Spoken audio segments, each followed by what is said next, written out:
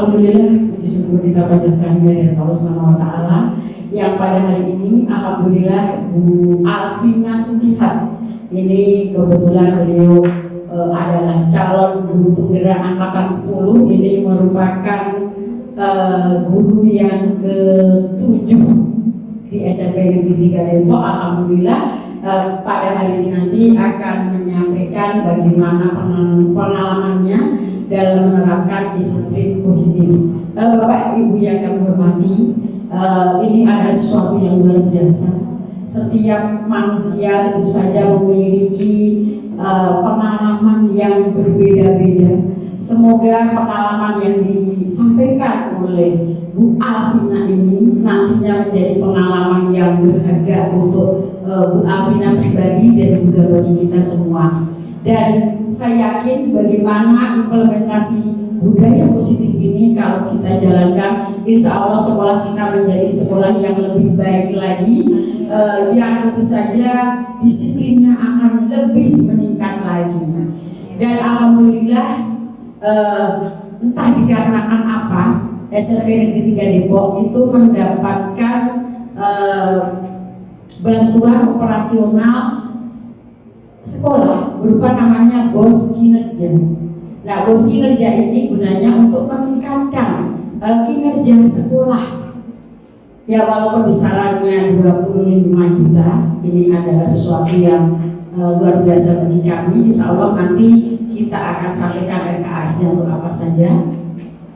Dan semoga ini juga akan lebih meningkatkan terutama dalam budaya kita, baik budaya dalam bekerja, ini budaya positif ya Bu.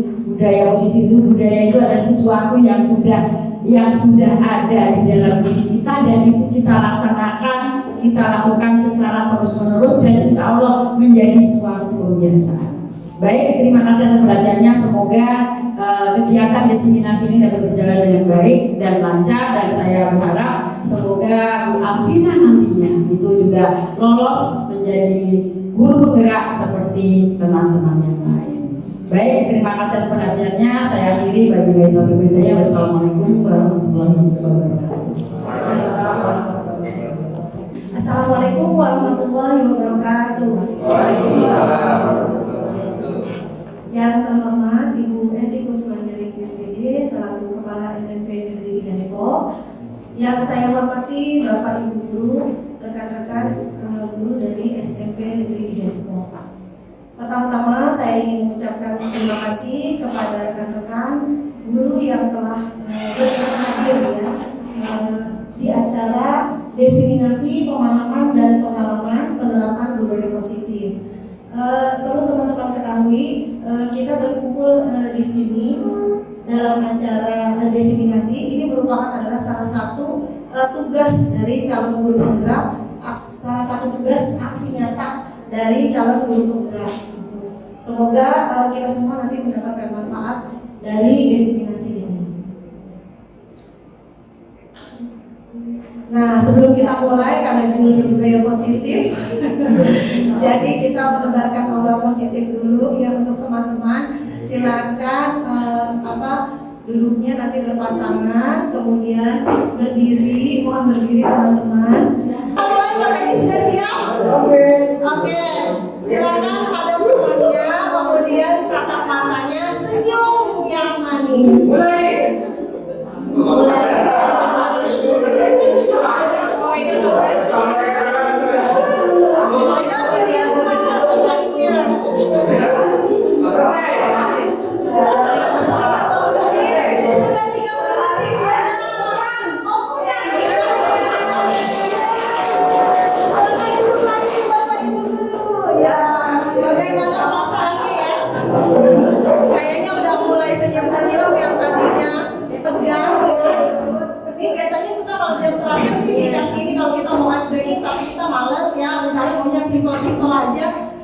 Anak-anak pertama ketawanya gak kelihatan gigi, lama-lama sampai terbang karena kelihatan gigi sendiri. Oke, baik Bapak Ibu, berarti kita mulai saja ya. Jadi yang akan didiseminasikan adalah ada 7 poin nih ya. Yang pertama adalah perubahan paradigma belajar, kemudian ada disiplin positif, ada motivasi perilaku manusia, kemudian ada keyakinan kelas, kemudian kebutuhan dasar manusia, posisi kontrol restitusi, dan segitiga restitusi. Sebentar, dari 7 ini, adakah yang terdengar asing oleh Bapak Ibu? Apakah sudah semuanya malah udah pernah mendengar ya Bapak Ibu ya? Ada istilah asing nggak yang belum pernah didengar? Oke, terima kasih Pak Sari. Kata Pak Sari, restitusi. Kalau yang lain bagaimana Bapak Ibu? Ada yang kata yang asing baru terdengar? Kebutuhan dasar makan bukan? Oke, oh iya, berguna kebutuhan dasar itu maksudnya apa? Baik, dengan pertanyaan-pertanyaan itu, mari kita gali lebih lanjut ya. Nah, perubahan paradigma belajar ya. Nah, jadi dalam membangun budaya positif, sekolah menyiapkan lingkungan yang aman, nyaman, sehingga murid mampu berpikir, bertindak, dan mencipta dengan merdeka, mandiri, dan bertanggung jawab. Dalam hal ini adalah pembelajaran yang berdiferensiasi. Tujuan pembelajaran berdiferensiasi adalah untuk mewujudkan profil pelajar Pancasila. Nah, profil pelajar Pancasila seperti yang teman-teman kita ketahui ada 6 dimensi, yaitu yang ini ya Bapak Ibu, beriman bertakwa pada Tuhan Yang Maha Esa dan berakhlak mulia. Kenapa Pak? Biasanya ada lagu-lagunya tuh gimana? Ada lagu-lagunya. Ya. Kemudian berkepentingan global, mandiri, gotong royong, bernalar kritis, dan kreatif. Siapa yang Bapak Ibu yang berkenan Menyumbangkan suara. Atau sudah pernah dengar pembelajaran berdiferensiasi kan ya Bapak Ibu ya? Di kurikulum Merdeka ini sangat digaungkan. Ada yang berkenan untuk menyampaikan apa sih pembelajaran berdiferensiasi menurut Bapak Ibu? Ya. Adakah teman-teman yang ingin menyampaikan? Pasti udah tahu sih. Cuma maksudnya kita review lagi. Sebenarnya pembelajaran berdiferensiasi itu pembelajaran yang seperti apa? Ada yang ingin menyampaikan pendapat? Oh silakan Pak Teddy. Karakteristik dan pemahaman yang berbeda dan bagiku bergantung yang berbeda. Itu seperti itu maksudnya. Terima kasih. Assalamualaikum. Waalaikumsalam. Terima kasih Pak Teddy. Adakah yang lain yang ingin menambahkan Bapak Ibu? Kita sharing aja. Pasti Bapak Ibu sudah lebih memahami. Ada lagi yang mau menambahkan dari Pak Teddy? Tadi Pak Teddy bilang pembelajaran diferensiasi itu karena berdasarkan dari sifat murid yang karakternya berbeda-beda, sehingga kita memerlukan banyak variasi ya, banyak variasi untuk belajar supaya murid dapat terwujud profil pelajar Pancasila. Ya, selanjutnya Bu Novi. Nah, yang selanjutnya adalah disiplin positif. Ya, apakah ada yang ingin disampaikan dari Bapak Ibu? Setahu Bapak Ibu itu disiplin positif apa? Bahasa kita sendiri, disiplin positif. Boleh dari kata disiplinnya dulu, nanti baru dikaitkan dengan positifnya. Ada yang ingin mengemukakan pendapat Bapak Ibu? Kita santai aja. Ya, disiplin. Nah, kita tahunya kalau disiplin itu apa sih? Ya, oke, kata Bapak hukuman. Apa kata Bapak ini? Kata mereka taat, apa lagi? Disiplin. Ya, aturan. Iya. Kita tahunya di budaya kita disiplin itu adalah aturan, kemudian peraturan, kemudian harus patuh, harus taat. Nah, sekarang ternyata disiplin positif itu berarti apa? Di sini adalah cara penerapan disiplin yang mengajarkan anak bertanggung jawab dan menumbuhkan kesadaran diri berdasarkan nilai-nilai kebajikan. Jadi diharapkan nanti anak-anak akan timbul motivasi intrinsik dari dalam, kemudian berdasarkan nilai-nilai kebajikan. Nilai-nilai kebajikan apa saja? Ya tadi misalnya mandiri, gotong royong, ya, bekerja sama, kemudian bernalar kritis dan sebagainya. Ya, disiplin positif itu tadi sudah dibilang adalah lebih ke arah mengontrol diri, ya. Kemudian, nah, disiplin positif dapat membuat murid memiliki motivasi internal, bukan akibat paksaan, ujian, atau hukuman. Nah, kemudian motivasi perilaku manusia. Nah, Bapak Ibu nih guru BK, siapa tahu nih motivasi itu artinya apa? Motivasi ini saya hanya inti-intinya saja, nanti kita diskusi lebih enak. Ya. Motivasi. Ada yang tahu Bapak Ibu motivasi itu artinya apa? Iya. Dorongan. Oke, ada lagi yang lain? Nah, ada lagi? Dorongan ya katanya dari diri sendiri. Dorongan kata gue itu dorongan yang datang dari diri sendiri. Ada yang lain? Dorongan keinginan yang kuat. keinginan yang kuat. Dorongan untuk apa ya Bapak Ibu? Untuk melakukan sesuatu. Untuk melakukan sesuatu atau tindakan ya. Oke, sekarang kita lihat. Nah, dorongan adalah motivasi adalah dorongan yang timbul pada diri seseorang untuk melakukan suatu tindakan dengan tujuan tertentu. Nah, lanjut. Motivasi itu ternyata dibagi menjadi 3 menurut teori ya. Ada motivasi untuk menghindari ketidaknyamanan atau hukuman ya. Kemudian motivasi untuk mendapatkan imbalan atau penghargaan dari orang lain. Kemudian motivasi untuk menjadi orang yang mereka inginkan dan menghargai diri sendiri dengan nilai-nilai yang mereka percaya. Tadi kata Bu Eti, motivasi dari dalam diri. Berarti cocoknya kayak yang nomor 1, 2, atau 3 ya? Kalau motivasi dari dalam diri, ketiga, ya. Berarti disebut sebagai motivasi apa ini yang dari dalam diri? Motivasi internal, ya. Kalau yang nomor 1 dan 2 bagaimana Bapak Ibu? Motivasi eksternal, ya, karena dari luar. Ya, biasanya kalau motivasi eksternal jangka pendek atau jangka panjang? Jangka pendek impactnya, ya. Tapi kalau motivasi internal biasanya jangka panjang, ya. Lanjut, silakan. Nah, sekarang adalah untuk budaya positif salah satunya adalah membuat keyakinan kelas atau sekolah. Kemarin yang sudah saya terapkan adalah membuat keyakinan kelas. Jadi nanti kalau misalnya tahun ajaran baru, Bapak Ibu sebelum mulai pembelajaran biasanya sama wali kelas kita bikin kesepakatan kelas. Gunanya untuk apa? Nah, sekarang kita lihat ya. Nah, keyakinan kelas adalah nilai-nilai kebajikan universal yang disepakati bersama. Berarti nilai-nilai kebaikan yang kita sepakati bersama. Kita tuh siapa? Ya berarti kalau di kelas murid dengan guru, ya. Silakan. Nah, ciri-ciri keyakinan kelas bersifat abstrak.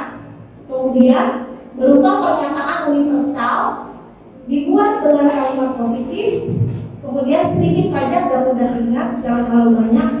Kemudian sesuai dengan kondisi kelas sehingga mudah diterapkan, melibatkan seluruh warga kelas, kemudian bersedia meninjau keyakinan kelas dari waktu ke waktu, berarti tidak permanen.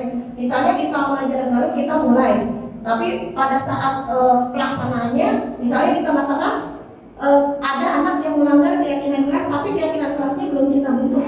Nah, jadi boleh kita tambahkan. Di sini ada tulisannya boleh meninjau keyakinan kelas dari waktu ke waktu, ya. Oke. Berikutnya, langkah-langkahnya untuk membuat keyakinan kelas. Pasti Bapak Ibu udah membuatnya. Yang pertama, kita membuka ruang diskusi dulu dengan murid. Biasanya saya suka tanya kondisi kelas kita sekarang yang kamu rasakan seperti apa. Kemudian kamu memimpikan kelas yang seperti apa. Tapi itu ke muridnya ya, bukan ke kondisi fasilitas gitu, tapi ke sikap gitu ya. Setelah itu, setelah dibuka wawasannya, kemudian setiap anak harus mencatat satu saja yang mereka impikan dari kelas itu ya. Semua harus menulis. Kalau misalnya ada banyak, anak-anak suka, Bu saya ada banyak, cari yang prioritas satu saja gitu ya. Kemudian setelah mereka mencatat di sticky note ya, mereka tempelkan ke papan tulis biasanya. Kemudian kalau sudah di papan tulis itu biasanya nanti kita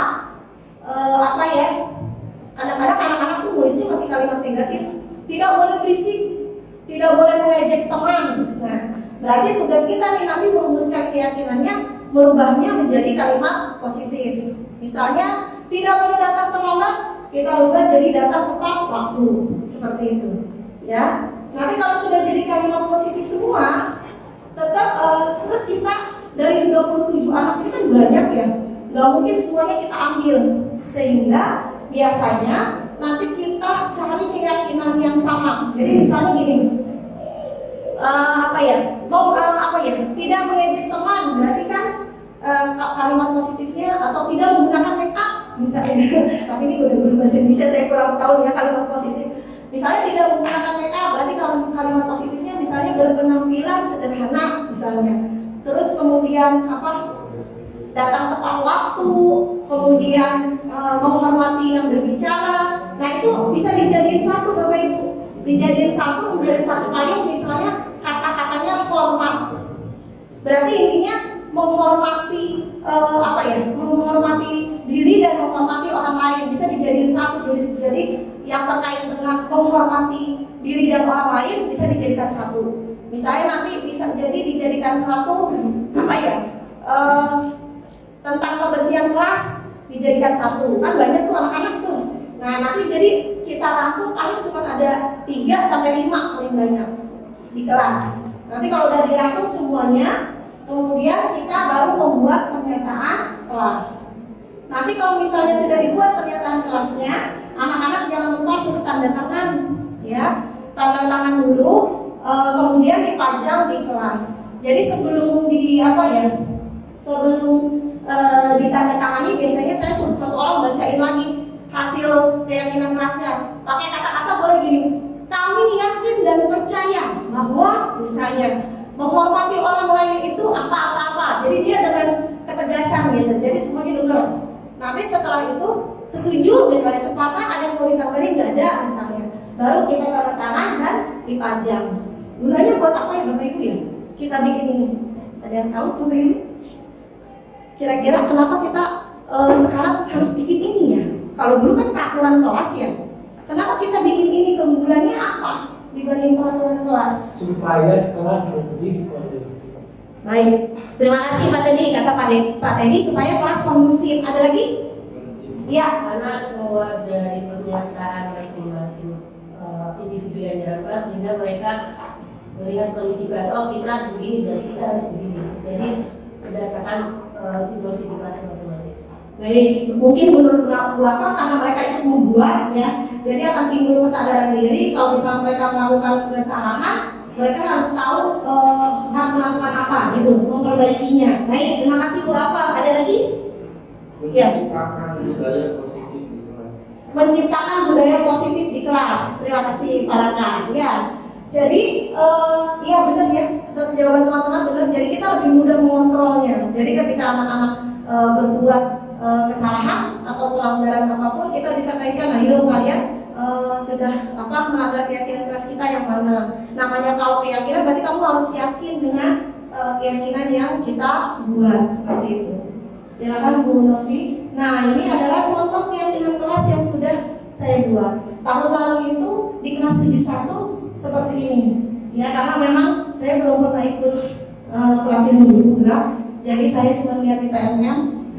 Kemudian mencoba melakukan aksi nyata, ya dapatnya seperti ini: menjaga kebersihan kelas, menghormati semua orang dan barang milik orang lain, menjaga ketertiban kelas, menjaga sopan santun, aktif dalam kelompok dan pembelajaran. Sedangkan kalau ini adalah keyakinan kelas 86. Ya ini banyak tanda tangan anak-anak. Di sini cuma ada 3. Kita merangkumnya 3, yaitu mengenai kebersihan, mengenai rasa hormat dan menghargai, dan mengenai disiplin. Ya kalau di sini saya udah nambahin kami yakin bahwa gitu misalnya, atau kami meyakini bahwa misalnya kebersihan kelas itu sangat penting dan apa seperti apa ya, seperti ini ya, selanjutnya. Nah sebelum ke acara selanjutnya kita speaking lagi ya Bapak Ibu ya. Apa lagi serius ini? Enggak ya?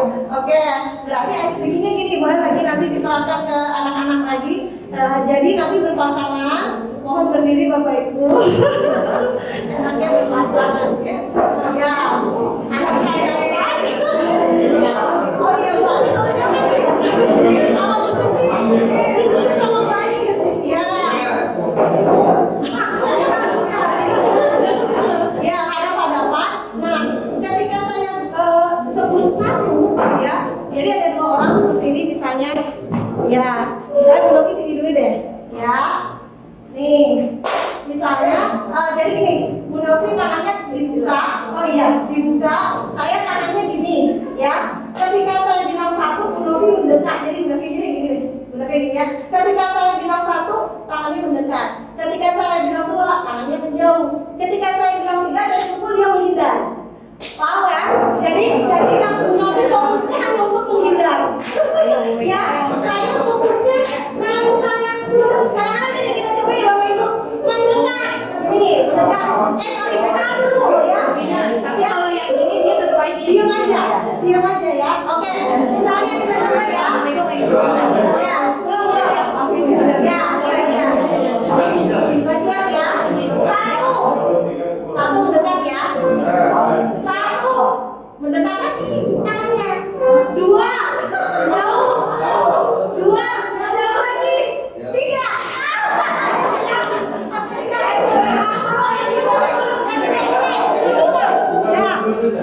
Kita mulai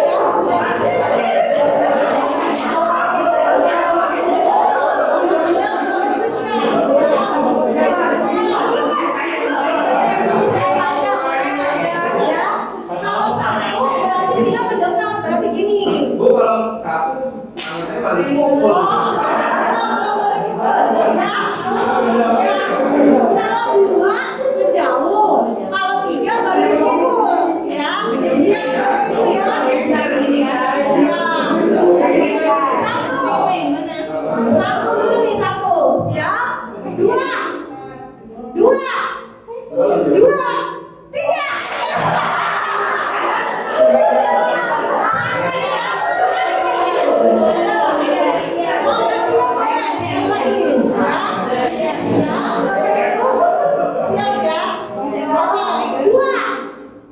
2, 1,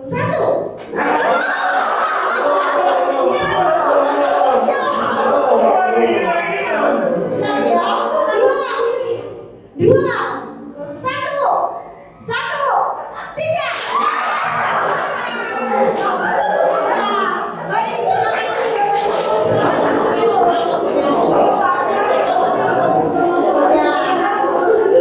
Dijamin nih kalau kayak gini kelas yang tadinya sepi jadi rame ya.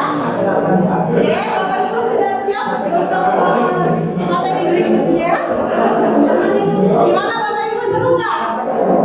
Seru ya, oke. Kebutuhan dasar manusia. Nih tadi Bu Nanda bilang apa sih kebutuhan dasar manusia? Makan misalnya ya. Sekarang kita lihat nih kebutuhan dasar manusia. Oke, berarti gini, setiap murid melakukan tindakan pasti dia dikarenakan gagal memenuhi kebutuhan dasarnya. Jadi dia kalau seseorang melakukan tindakan pasti didasari oleh kebutuhan dasar yang tidak terpenuhi. Menurut teori seperti itu ya. Kebutuhan dasarnya apa aja? Nah, di sini kebutuhan dasar bertahan hidup, kasih sayang yang rasa diterima, penguasaan, kebebasan, kesenangan. Nah, kayaknya kita semua juga sama sih, nggak hanya murid ya. Jadi kita melakukan tindakan apapun pasti berdasarkan karena ada kebutuhan dasar kita yang tidak terpenuhi. Kenapa sih si A begitu? Ya mungkin karena dia begini. Maksudnya kebutuhan dasarnya belum terpenuhi. Kenapa begitu? Ya, sekarang kita kasih contoh. Ya, oke, ini studi kasus. Ibu Zulaika, guru wali kelas 9H, bingung menghadapi ulah salah satu muridnya Tommy. Beberapa anak telah mengeluhkan Tommy seringkali meminta bekal makan siang mereka dengan paksa. Jika Anda menghadapi situasi seperti itu, apa yang Anda lakukan? Nah, kalau kita menjadi Ibu Zulaika, kira-kira apa yang kita lakukan kalau kita menemui kasus seperti ini?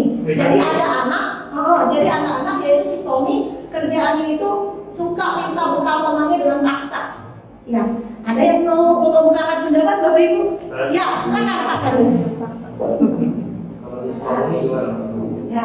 Kalau saya jadi Bu Zulaika, saya bakal riset dulu gitu, mencari tahu kenapa sih gak mungkin satu tindakan itu tidak didasari sesuatu gitu. Pasti ada alasannya. Ya. Mungkin dia di sekolah di rumahnya memang bisa aja ekonominya kurang, dan terus dia bisa berkesempatan makannya dengan cara seperti itu, mungkin aja gitu kan. Terus mungkin ada faktor lain juga dan sebagainya. Jadi kita pastinya harus riset dulu apapun itu. Oke, menurut Pak Sarip, dari 5 kebutuhan dasar yang tadi saya sebutkan, kalau kasusnya seperti ini kemungkinan yang mana yang belum terpenuhi oleh Tommy? Bisa saja bertahan hidup, bisa saja bertahan hidup, bisa saja kesenangan itu, mungkin dia senang, ya mungkin gitulah. Itu aja sih paling, karena ngomongin kebebasan, karena kan dia merebutnya makanan bekal siang gitu, bukan dia ngobrol-ngobrol dan sebagainya gitu kan. Oke, baik. Terima kasih dong Kak Sari. Ada lagi Bapak Ibu? Mau membantu menjawab atau iya? Ada lagi? Kalau gitu kita selanjutnya nanti kita baru bahas ya. Nah, karena ia lapar, orang tuanya tidak membawakannya bekal makan siang, maka kebutuhan dasar yang sedang berusaha dipenuhi Tommy adalah bertahan hidup. Betul ya? Kemungkinan seperti ini. Jadi kalau ada kasus kayak gini, misalnya kita ajak ngomong tuh, ternyata memang dia tidak mampu, jadi kita harus bagaimana ibu dia? Jual dia jadi. Ngasih uang jajan kalau kita lagi berlebih ya. Tapi kalau setiap hari, ya mungkin ya nanti dikoordinasikan lagi dengan PJ misalnya ya, dengan teman-teman sekelasnya. Oke. Selanjutnya, nah karena dia merasa senang temannya ketika memperhatikan dia. Temannya melaporkan tindakannya itu pada gurunya dan gurunya memberitahukan ke orang tua sehingga orang tuanya jadi memperhatikan dia. Berarti kalau kayak gini, kebutuhan yang dibutuhkan oleh Tommy adalah rasa kasih sayang dan diterima. Jadi kadang-kadang ada murid yang caper ya, sehingga membuat temannya jadi jengkel, kemudian lapor ke gurunya. Kemudian setelah ditelusuri ternyata dia adalah kurang kasih sayang ya. Kemudian yang ketiga, nah ada juga nih karena temannya jadi takut sehingga menuruti setiap keinginan Tommy. Berarti Tommy sedang memenuhi kebutuhan dasarnya atas kekuasaan, atau dia ingin diakui kalau dia yang paling power di kelas itu. Ada ya Bapak Ibu ya? Ya kayak gitu ya. Ya, selanjutnya nih bisa juga bekal makan siang yang dibawakan orang tuanya itu terus. Ini ada nih kemarin ibu saya di kelas 86 ada yang begini. Jadi karena itu dia tidak mau membawa bekal. Dan kalau saya tanya kenapa kamu tidak membawa bekal? Habis bosen Bu, yang dibawain mama saya itu terus. Nah ini adalah kebutuhan dasar kebebasan. Jadi anak sebenarnya butuh untuk disuruh memilih gitu. Ya mana yang dia akan bawa. Jadi kebebasan itu lebih cenderung ke memilih ya. Kemudian yang berikutnya, nah ada juga yang dia hanya iseng. Nah ini tadi yang kata si Pak Sarif. Jadi dia senang kalau teman-temannya kesel. Dia melihat ekspresi temannya kesel, malah senang, malah jadi lucu, malah jadi ketawa bagi dia. Nah ini adalah kebutuhan dasar akan kesenangan. Ya. Nah sekarang ada lagi posisi kontrol restitusi.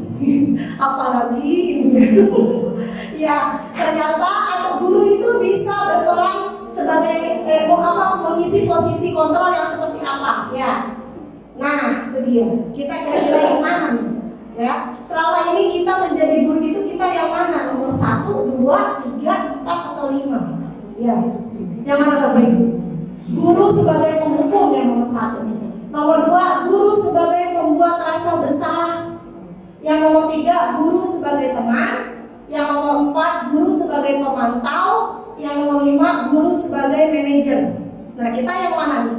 Coba Bapak Ibu, ada yang ini nggak? Belum saya kasih tahu ciri-cirinya sih. Kalau guru sebagai pemantau tuh yang bagaimana gitu. Tapi kira-kira sudah merasa belum? Kita lebih sering ya, oh kata Bu Mega penghukum. Oke, ya boleh. Ada lagi Bapak Ibu? Saya kalau Bu apa Bu Mega saya sebagai pemantau katanya. Ada lagi? Sebagai teman. Oh, sebagai teman, oke, Pak Sari sebagai teman. Ya, nanti kita sendiri ya yang bisa menjawab kita lebih sering di mana ya. Berikutnya, nah ini dia perbedaannya ya.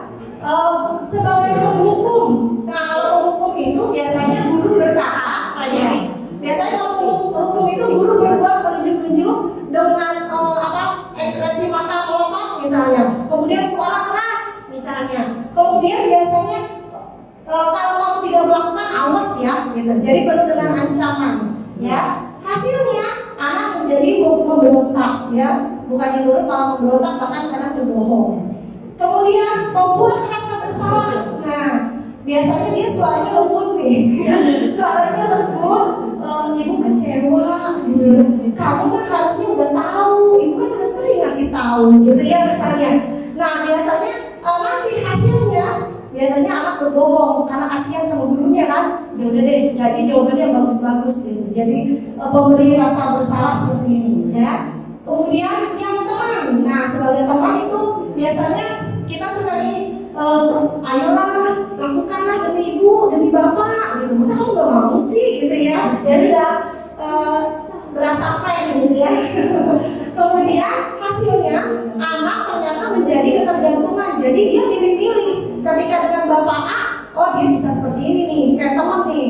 Jadi kalau pas giliran kita agak mengajukan dia, tidak memperhatikan dia jadi ada rasa kecewa. Ya, kalau sebagai teman tuh berarti nanti dia akan memilih guru-guru mana yang bisa diajak berteman gitu ya, kong kali kong, cincai ya gitu. Nih ternyata kan susah juga jadi guru. Berikutnya adalah guru sebagai pemantau. Nah kalau guru sebagai pemantau, saya merasanya saya suka sebagai pemantau nih. Kalau orang IPA suka saklek ya. Jadi kalau sebagai pemantau itu biasanya dia punya daftar checklist. Kamu sudah melakukan ini apa belum? Belum, checklist belum. Kamu sudah melakukan ini belum? Udah, checklist gitu. Nah biasanya kalau pemantau itu dia kalau kamu melakukan ini, kamu berarti melanggar peraturan yang ini, konsekuensinya ini, gitu. Jadi ada konsekuensi segala sesuatunya. Kalau kamu melakukan ini salah, berarti ada konsekuensinya ini. Nah biasanya kita berarti mendikte murid untuk menemukan solusi atas permasalahan dia, gitu. Kita yang mendikte, kamu harus ini, ya.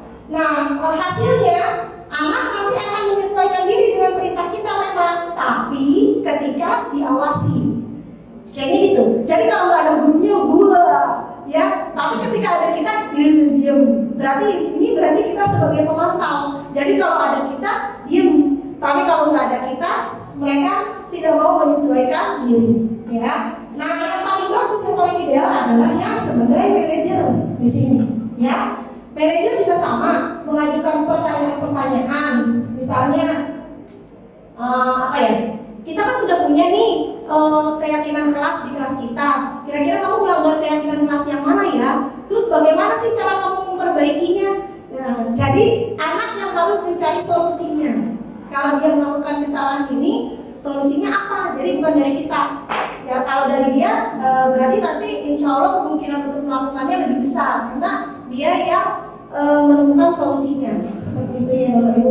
Jadi di sini hasilnya menguatkan pribadi, ya. Jadi biasanya kalau menguatkan pribadi itu timbullah motivasi intrinsik dari dalam siswa. Seperti itu Bapak Ibu. Nah udah kalau kayak gini udah tahu nih ya, berarti udah yakin nih kita salingnya sebagai apa? Ya, Bu Mega apa tetap menjadi? Enggak. Oh bukan. Jadi setelah dijelaskan ini berarti udah lebih yang mana tuh Bu? Yang manajer lah di usaha. Oh di usaha manajer. Oke, terima kasih. Selanjutnya, ya, waduh, kesal ya. Jadi posisi kontrol desk, jadi cuma ngomong ini aja sih. Yang paling bagus adalah posisi manajer. Oke, ya. Ini adalah kegiatan Bapak Ibu ketika saya mengadakan restitusi kepada murid kelas 86. Ya, jadi intinya mah kalau posisi kita sebagai manajer, kita mempersilahkan murid untuk bertanggung jawab dan menemukan solusi atas permasalahannya. Berikutnya Bu Novi. Nah, jadi apa nih? Dengan memposisikan guru sebagai manajer, ya, sehingga dapat terciptanya identitas positif pada diri murid. Seperti itu. Nah, sekarang segitiga restitusi. Nah, ada yang pernah tahu Bapak Ibu segitiga restitusi itu apa? Bedanya sama segitiga penggerak. Nah, kalau yang guru penggerak mah udah tahu nih segitiga restitusi. Ayo, kalau yang belum guru penggerak kayaknya baru dengar ya kata-kata restitusi. Jadi ya, ada yang tahu Bapak Ibu apa sih segitiga restitusi? Apa sih langkahnya dalam untuk segitiga restitusi? Ya, berarti karena segitiga, berarti ada berapa langkahnya? Ada 3. Ya, lanjut. Novi? Ya, tahapan dalam segitiga restitusi ini apa sih? Tahapan dalam segitiga restitusi adalah tahapan untuk menyelesaikan permasalahan yang dihadapi murid ya, dengan dialog oleh kita, oleh guru ya. Kemudian langkah yang pertama adalah menstabilkan identitas. Kemudian yang kedua, validasi tindakan yang salah. Yang ketiga, menanyakan keyakinan ya. Lanjut, Bu Novi. Nah, menstabilkan identitas ini intinya nanti menggeser identitas gagal ke identitas sukses. Nah, kata-katanya jadi gini, biasanya namanya kalau ada anak yang bermasalah, biasanya kan kalau kita ketika dipanggil dia akan ada perasaan marah, kemudian ada perasaan panik ya, mungkin ada perasaan kesel. Nah, pada saat menstabilkan identitas ini maksudnya supaya murid itu di dalam dirinya itu lebih stabil gitu, tenang dulu gitu ya, tenang dulu. Ya, silakan Bu Novi. Nah, jadi biasanya kata-kata yang keluar ini semua orang pasti melakukan kesalahan gitu kan. Di sini Bapak atau Ibu guru tidak berusaha untuk mencari siapa yang salah, siapa yang benar. Kata-kata itu dulu gitu. Jadi anak-anak tuh biar dia merasa kayaknya aman nih kalau saya cerita gitu ke Bapak Ibu guru. Jadi biasanya kita semua orang pasti pernah melakukan kesalahan. Nggak apa-apa kok berbuat salah gitu ya. Tapi nanti ada tapinya. Di sini Bapak tidak akan mencari siapa yang benar, siapa yang salah. Yang penting kamu mau memperbaiki kesalahanmu, misalnya seperti itu. Biasanya anak-anak kalau udah digituin, oh ya udah nih kayaknya saya aman nih untuk bercerita kepada Bapak Ibu guru gitu ya. Kemudian tahap berikutnya adalah validasi tindakan yang salah. Nah, berarti di sini kita lebih mengenali kebutuhan murid kita sebenarnya apa gitu. Biasanya kita suka nanya, kamu pasti punya alasan kan kenapa sih kamu melakukan itu gitu. Jadi kita pengen tahu murid itu membutuhkan kebutuhan dasar apa gitu, kenapa dia melakukan itu. Jadi menggali informasi dari murid untuk mengakui kebutuhan murid itu seperti apa. Selanjutnya, ini kata-katanya ya, kamu pasti punya alasan mengapa melakukan itu, gitu ya. Kemudian apa sih yang penting bagi kamu dan lain-lain ya. Berikutnya tahapan ketiga adalah menanyakan keyakinan gitu, untuk memunculkan motivasi intrinsik di dalam diri murid gitu. Biasanya suka nanya, kita kan punya keyakinan kelas ya gitu. Keyakinan kelas apa sih yang sudah kamu langgar gitu dalam kasus kamu? Kemudian solusinya bagaimana? Gitu. Bagaimana cara kamu mengatasi permasalahan kamu gitu ya. Jadi itu seperti itu Bapak Ibu. Terima kasih atas perhatiannya. Mohon maaf jika masih banyak kekurangan dari saya. Saya kembalikan lagi kepada MC. Baiklah teman-teman, tadi telah kita dengarkan bersama-sama paparan diseminasi dari teman kita Bu Alvina yang telah menyampaikan apa saja yang perlu diketahui untuk kita sebagai seorang guru. Baiklah, untuk acara berikutnya adalah sesi tanya jawab.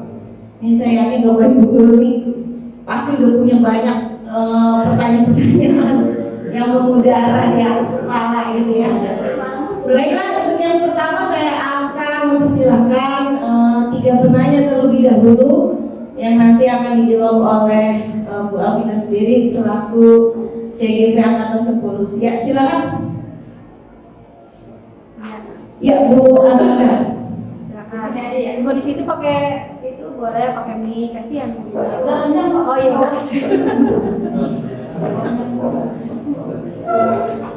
Baik, terima kasih atas waktunya Bu Vina. Izin bertanya ya Bu Vina. Iya. Untuk tadi yang pembentukan keyakinan kelas itu boleh kita yang mengarahkan atau pure dari anak? Baik Bu Nanda, tadi seperti yang saya jelaskan, yang namanya keyakinan kelas itu tadi syaratnya adalah melibatkan semua siswa. Kemudian ini adalah kesepakatan kita bersama antara guru dengan murid. Jadi sebaiknya ide-idenya semua berasal dari siswa, tidak perlu diarahkan, biarkan dia melihat kondisi yang ada di kelasnya dulu, kemudian dia memimpikan kelas yang seperti apa. Jadi tidak perlu diarahkan, sehingga nanti kalau terbentuk keyakinan kelas seperti yang diharapkan nanti anak juga lebih mudah mematuhinya gitu, karena dia merasa memiliki, dia yang membuat seperti itu Bu Nanda. Apabila ada patuhan ya gitu ya, berarti ada konsekuensinya ya. Apa tuh kepatuhan? Setelah kita buat keyakinan berarti ada konsekuensinya jika mereka tidak harus mematuhi konsekuensi. Ya, ya begitu ya. Bukan begitu ya, jadi maksudnya iya iya. Yang namanya kepatuhan itu kan tadi arti dari disiplin ya. Jadi kalau mereka melanggar itu bukannya hukuman atau konsekuensi yang kita berikan gitu, tapi boleh dilaksanakan tadi dengan segitiga restitusi. Jadi kita tanyakan lagi alasan dia melakukan itu seperti apa, kemudian ditanya lagi, kita kan sudah membuat keyakinan kelas secara bersama. Kira-kira kamu melanggar keyakinan kelas yang mana? Jadi biarkan anak memberikan solusi. Jadi kalau mereka melanggar ya berarti dia cari solusinya. Jadi diharapkan kalau dia yang mencari solusinya, jadi dia lebih kayaknya sukarela gitu untuk melaksanakannya seperti itu. Jadi ini mau menimbulkan keyakinan atau motivasi intrinsik di dalam diri murid seperti itu. Ini gimana nih? Apa mau ditampung ya? Terima kasih atas jawabannya yang luar biasa. Lanjut. Saya ingin bertanya, jika siswa yang melanggar keyakinan kelas sudah kita restitusi, ternyata masih melakukan pelanggaran lagi, terus kita restitusi lagi, melanggar lagi gitu ya, hampir 3 kali gitu ya. Nah itu kira-kira kita harus seperti apa untuk mengatasi siswa tersebut? Terima kasih. Nah ya baiklah, pertanyaan kedua nih udah direstitusi tapi masih nggak kapok gitu ya, masih aja melanggar. Silakan Bu, kalau disampaikan. Begitu ya Bapak Ibu ya. Sudah dicoba atau ini pengalaman pribadi atau baru kira-kira nanti kalau terjadi seperti ini gitu? Ya belum dicoba ya Bu Novi, maksudnya belum dicoba dengan orang yang sama, kemudian nggak berhasil, kita coba lagi, itu baru andaikan seperti itu ya.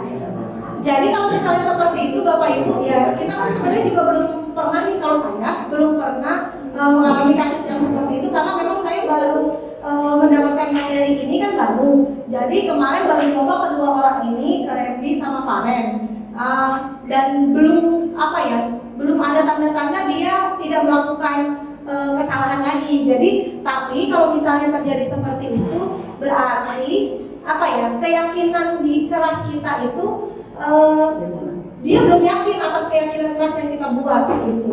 Jadi nanti solusinya boleh ditinjau kembali ya. Jadi keyakinan kelas kan tadi boleh ditinjau kembali. Kalau misalnya ternyata tidak mempan, ya apakah harus dirubah keyakinan kelasnya gitu ya. Jadi intinya dia belum mengena, anak tersebut belum yakin terhadap keyakinan kelas yang dia buat gitu. Jadi ya mungkin ditinjau kembali keyakinan kelasnya seperti itu. Bu Alvina izin tanya. Apa dulu lah ya? Ayo Pak, boleh. Masa aku beli babat. Masa aku sih beli celana. Mau dong jadi guru hebat kayak Bu Alvina. Ya.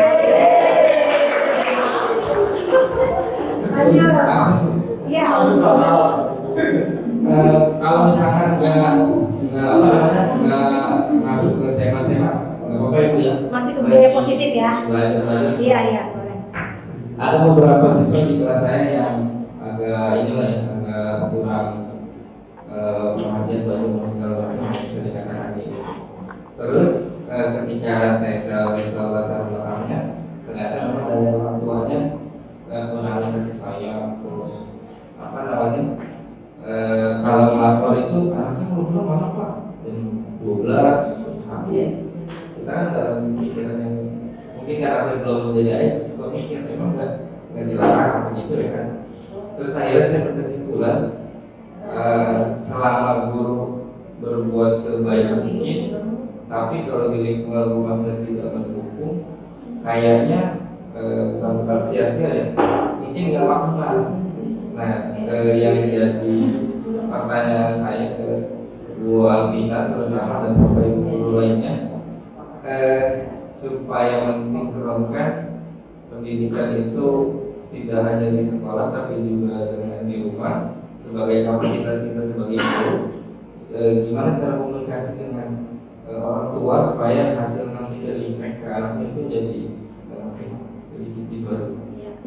Baik, terima kasih Pak Raka ya. Memang harusnya diseminasi ini tidak hanya dihadiri oleh Bapak Ibu guru ya. Sebaiknya sebenarnya ada perwakilan orang tua juga, karena seperti kita tahu mereka anak-anak itu waktunya lebih banyak di rumah dibanding di sekolah ya. Jadi memang sebagus apapun kita di sekolah, kalau di rumahnya tidak ada kerjasama, pasti tidak akan maksimal, betul seperti itu. Jadi kalau sama mungkin Bapak Ibu guru menyiasatinya seperti apa?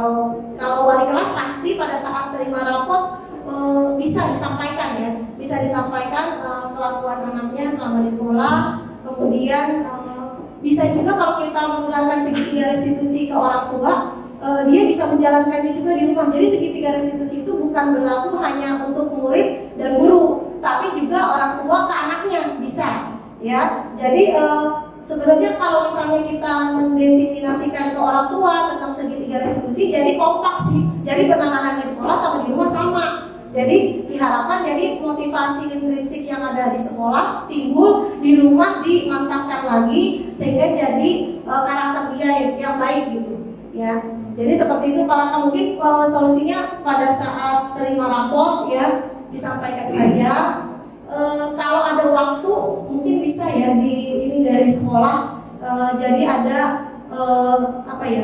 pengibasan pemahaman tentang segitiga restitusi ke orang tua. Jadi boleh melewati sekolah, kemudian ada forum atau dari wali kelasnya gitu, sekelas-kelas gitu. Jadi memberikan edukasi tentang segitiga restitusi. Bapak Ibu juga boleh nyoba ke anaknya di rumah masing-masing tentang segitiga restitusi. Jadi kita boleh juga bikin keyakinan dulu di rumah.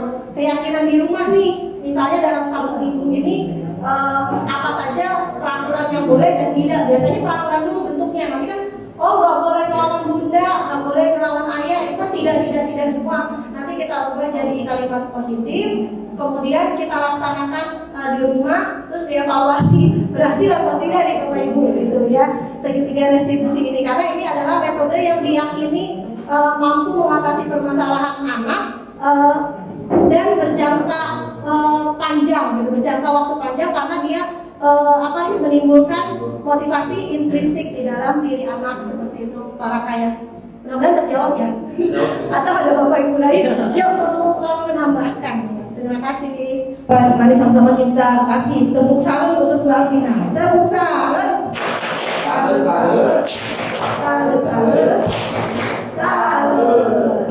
Baiklah, terima kasih semua atas kehadirannya. Saya sebagai pembawa acara mohon maaf yang sebesar-besarnya jika ada kesalahan dalam pengucapan dan tindakan. Wabillahi taufiq wal hidayah. Wassalamualaikum warahmatullahi wabarakatuh.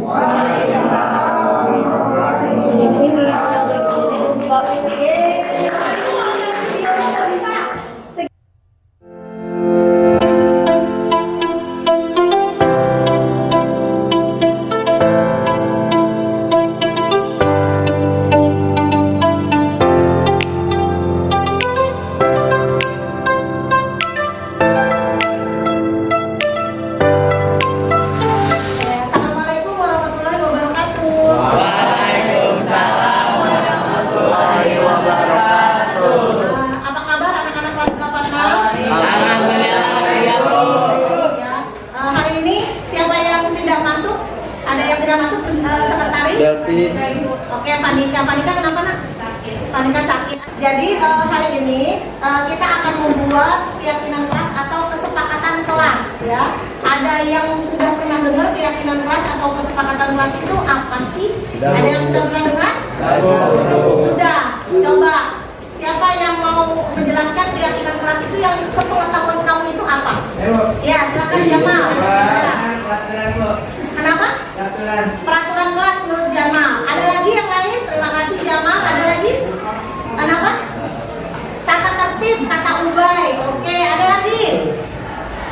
lagi? Oke, kalau nggak ada berarti kenapa Najla? Komitmen kelas kata Najla. Oke, berarti betul ya yang dibilang teman-teman kamu kurang lebih seperti itu. Keyakinan kelas itu hampir sama dengan peraturan atau tata tertib kelas, tapi berbeda. Ada yang tahu bedanya?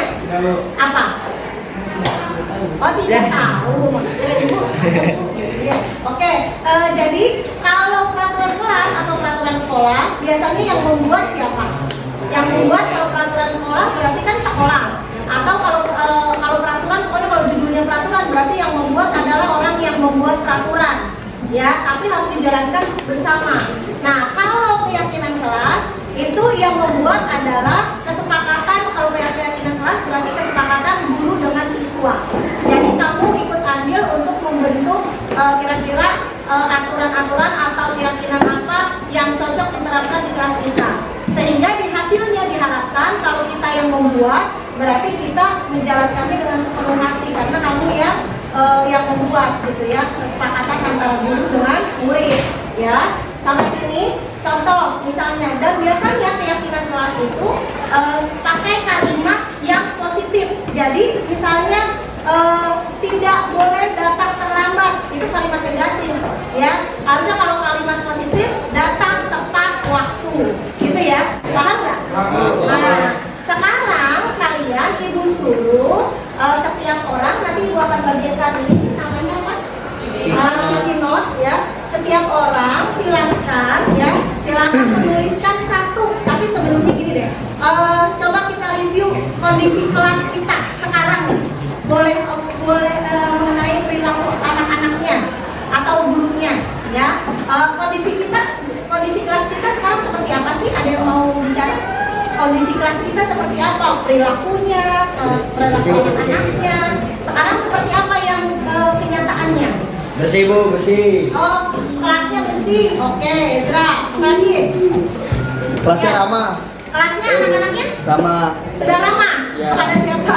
kepada teman. Oh, kepada teman. gitu ya. Ada lagi? Iya. Kelasnya? Maksudnya apa sih? Oh, ada yang bilang kelasnya bersih. Kalau yang ini kelasnya masih belum bersih. Oke, ada lagi? Ada lagi? Nah, sekarang kalau nggak ada, ibu tanya. Kamu punya nggak impian, kelas impian ya? Kelas impian kamu tuh seperti apa? Coba, ada yang bisa? Boleh ke perilakunya, boleh kondisinya, boleh apapun ya. Boleh ke gurunya, boleh. Kamu renungkan sejenak kelas impian kamu tuh seperti apa? Ya, ada yang bisa? Ada yang mau kopi? Saya Bu, Ya. kelasnya bersih, terus anak-anaknya juga kasar. Kelasnya bersih, anak-anaknya tidak kasar. Kelasnya adem. Kelasnya adem, oke.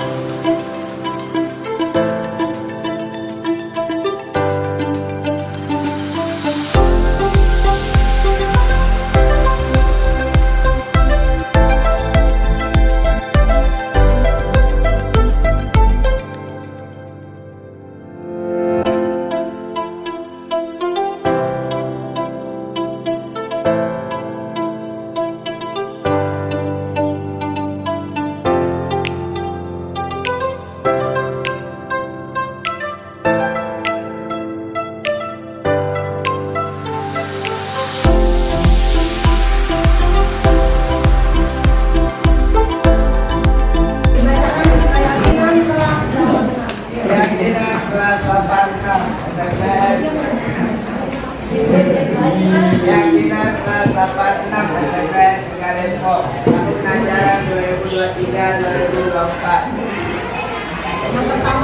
Yang pertama yaitu ada tentang keyakinan kebersihan. Kami meyakini bahwa sangat penting untuk menjaga kebersihan kelas dan peduli pada lingkungan sekitar. Yang kedua yaitu rasa hormat dan menghargai.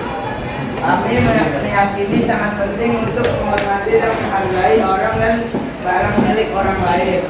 Disiplin yang ketiga yaitu disiplin. Kami meyakini sangat penting untuk disiplin dalam mengerjakan pekerjaan dan mengikuti kegiatan yang telah ditentukan dalam sertifikasi. Ya, terima kasih Jamal. Silakan duduk.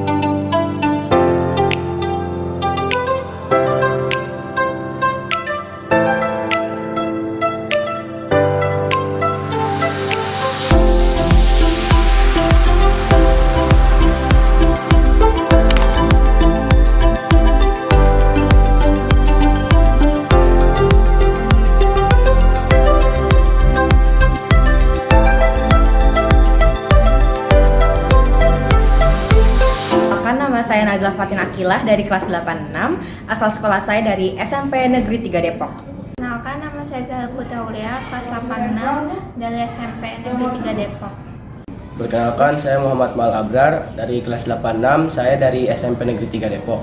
Perkenalkan, nama saya Putri Jasmine Usman dari kelas 86 dari SMP Negeri 3 Depok.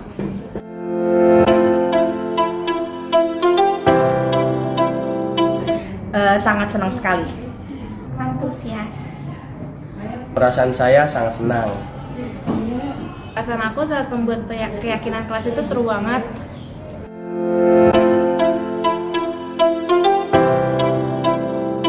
Sangat penting. Sangat penting untuk dilakukan. Sangat penting untuk dibuat. Itu sangat penting.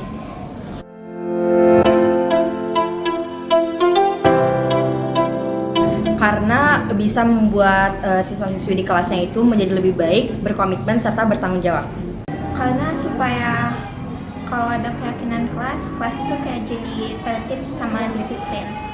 Menurut saya karena dengan dibentuknya keyakinan kelas dapat membuat kondisi kelas tersebut menjadi kondusif. Karena bisa membuat kita, anak-anak muda itu menjadi lebih tanggung jawab.